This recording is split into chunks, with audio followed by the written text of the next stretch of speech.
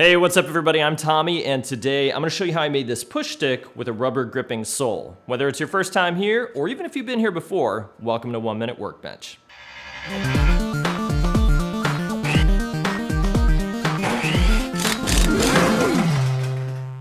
So I tinkered with a bunch of different designs, trying to come up with the best design for my height, my table saw height, and the way I like to use my saw. And I eventually settled on this one because it just felt the most comfortable for me. I added rubber to the bottom because I figured the more grip, the better. I used a scrap piece of plywood and a template I had drawn up using CAD software. If you want to make one of these, you can download the template from my website.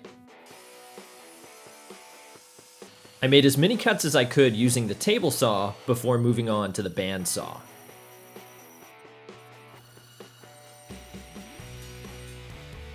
If you don't have a bandsaw, you could get by making all of these cuts with a jigsaw or even a coping saw.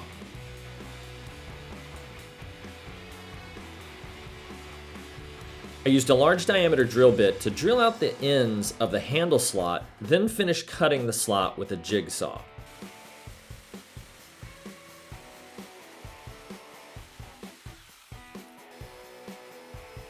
I used my DIY disc sander to clean up the bandsaw cuts and to smooth out the contours. I removed as much of the paper as I could by hand, and then I lowered the speed of the disc sander and used it to remove any remaining paper.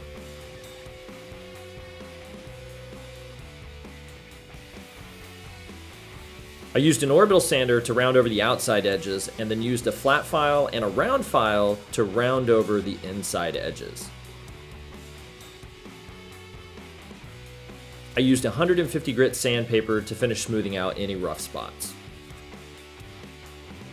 I thought about applying a clear finish like I do on most of my projects, but I realized that this push stick might get chewed up by the table saw over time, so I didn't want to invest the time it takes to do a clear finish. That said, I just used some acrylic paint that was fast and easy. It was also really cheap. It was only $1, and a little bit goes a long way. I used an old bicycle inner tube to make the rubber grip. I got this inner tube from the guys at my local bike shop, who were more than happy to fish this out of the trash for me. I found a completely smooth portion of the inner tube that would be big enough to cover the area of the grip, and then cut it a little bit oversized. The inside of the inner tube has a slight texture to it, and I chose to use that as the portion that would make contact with my workpieces. The outside of the tube was pretty smooth though, so I roughed it up with some 60 grit sandpaper, and then off camera I washed it and dried it. I applied some 5-minute epoxy to the grip area of the push stick, and then applied the rough sanded side of the rubber to the epoxy. To make sure the epoxy cured evenly with no lumps, I used a small piece of plywood and some rubber bands to apply even pressure across the entire surface. I also just used my gloved fingers to clean up the epoxy squeeze out before it started setting up. After the epoxy had cured, I used a razor knife to trim the excess rubber.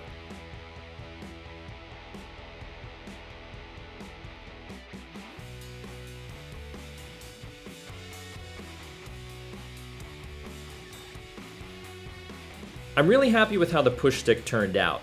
The rubber grip is awesome, and I'm actually glad I went with a painted finish. The red color really helps it stand out from all the scraps of wood in my garage. Again, if you want to make one of these for yourself, you can download the template for free from 1minuteworkbench.com. Hey, thanks for watching. I really hope you liked this video. If you haven't already, be sure to like and subscribe, and make sure you hit the bell icon, that way you get notified every time I put out a new episode. I'd love to hear what you think about this push stick in the comment section below. And if you have any quick questions you want answered, hit me up on Instagram, Facebook, or Twitter. And until the next time I see you, I hope you have fun building something.